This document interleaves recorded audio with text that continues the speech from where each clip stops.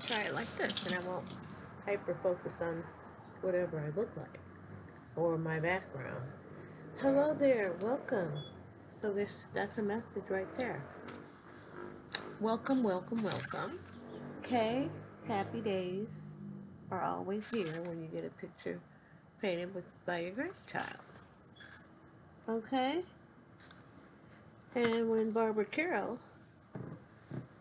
is showing up, oh, to encourage you, whoever Barbara Carroll is.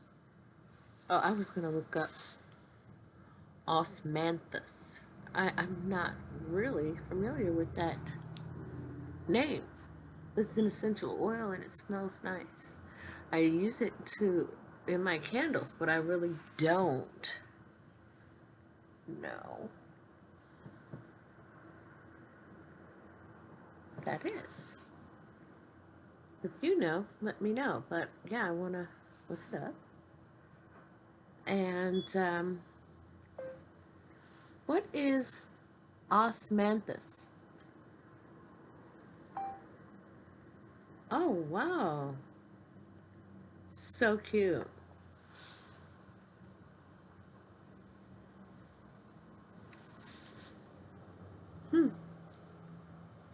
Devilwood. What? That old devil, he has to try and get in all the good stuff. Well, you can, there's good and bad. There is good and bad to everyone. It's time to give. Time to give each other what we need to survive. Together alive, yeah, yeah. Ebony and ivory go together in perfect harmony. Side by side on the piano, keyboard. Oh Lord, why don't we? Excuse me. Wish my. But anyway, take that. That's good. I love that song. All are the same wherever you go. Good and bad and everything. Okay, and there's something about Caucasians. Wait, Osmanthus is a genius of roughly 30 flowering plants, and evergreen shrubs or small trees that are native to Eastern Asia. The Caucasus new it's spelled Caucasus. I don't know. And then New Caledonia, and Sumatra. The name comes from the Greek words osme, meaning fragrant, and anthos, meaning flower. Known for their fragrant spring or fall blooms, the tiny flowers come in clusters and can be smelled over 400 feet away. Wow, that is quite a bit. 400 feet. So 400 feet. So it's 100 meter. I mean, yeah, right? I'm trying to think in track form. Um, wow, that's quite a ways.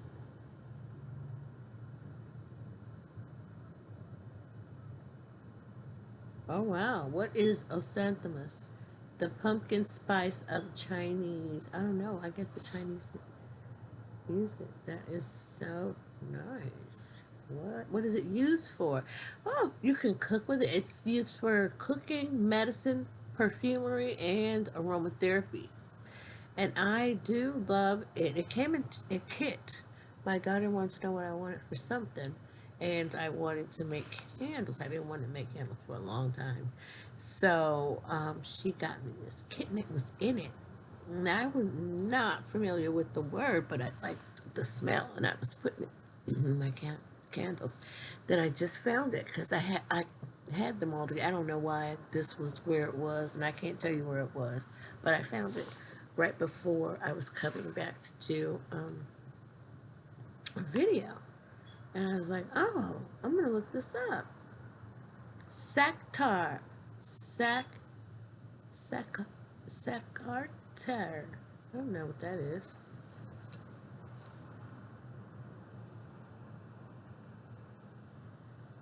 I don't know if you can see that. Sackartar. I don't know what that is. But it's Sacatr. And it's got a flame. Maybe that means hot. Anyway. Huh. Oh, I like it.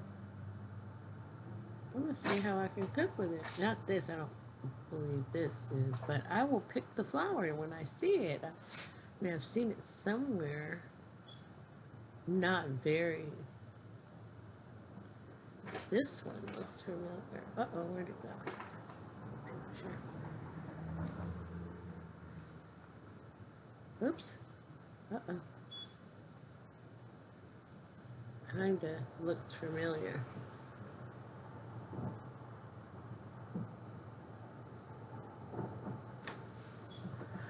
So pretty. Somebody's crushing cans outside. Okay, so I'm going to read again. Let's see. Oh, this is a word. If you are wanting to stop a habit like smoking or something, the only real way to do it is just to stop and say you're going to stop and to stop. There's like no need to say you're going to try this or that, because this or that's not going to work. You have to want to stop, and then you stop. Whatever habit.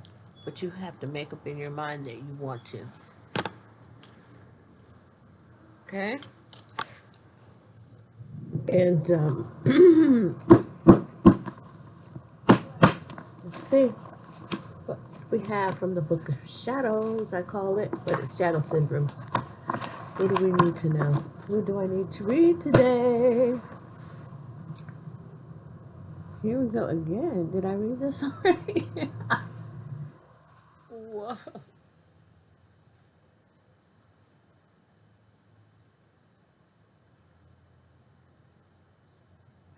Well, I guess so.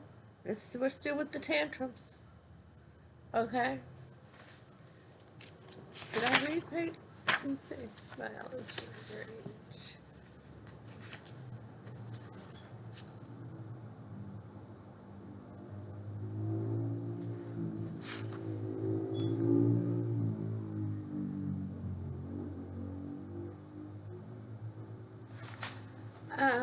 Let's do the biology of rage. Page 166. Okay? From this book. In this book, in his the biology of rage, in his book, Emotional Intelligence, Daniel Goleman gives us a useful way to think about the tantrums of people like Gary. Goleman uses the phrase emotional hijacking to describe their explosions into sudden fury. The connotations of the word hijacking are particularly fitting here, as people like Gary experience these traumas or tantrums as happening to them entirely against their will. In an emotional hijacking, an excess of mental noise throws the higher brain centers offline, allowing deeper, more primitive structures to seize control. More specifically, once an event causes the brain to lose its rhythm, to stumble out of sync, the frontal lobes of the cortex decline in function, allowing the more engaged and enraged amygdala to take over. The cortex is the most recent, evolved, and thus highest of part of the brain. It is the seat of reason. The amygdala belongs to the evolutionary evolutionarily older limbic system. It is called the reptilian brain and is the seat of emotion. In a tantrum, emotion hijacks reason. Amygdala hijacks cortex. Wow. When this happens, we lose the ability to organize our thoughts. We do not consider the consequences of our action, we just act. Rodin's sculpture of the thinker is an idealized view of the pondering human who is able to consider life rationally.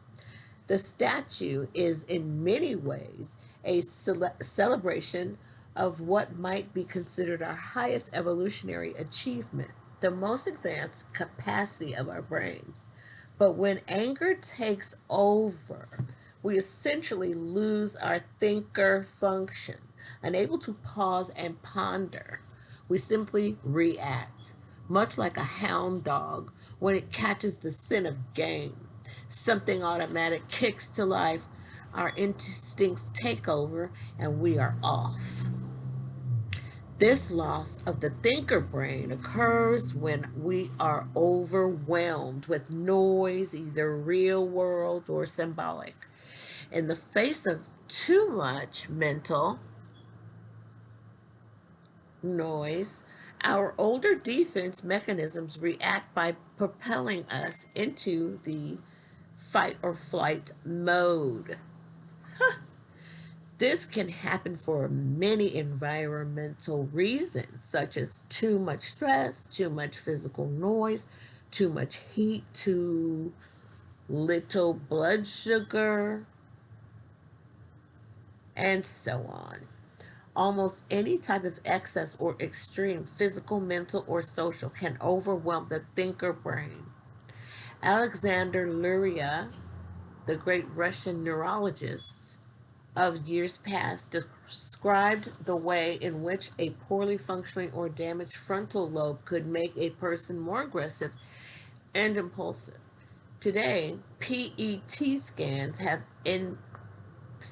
extended this observation further, showing that murderers and violent prisoners have frontal cortex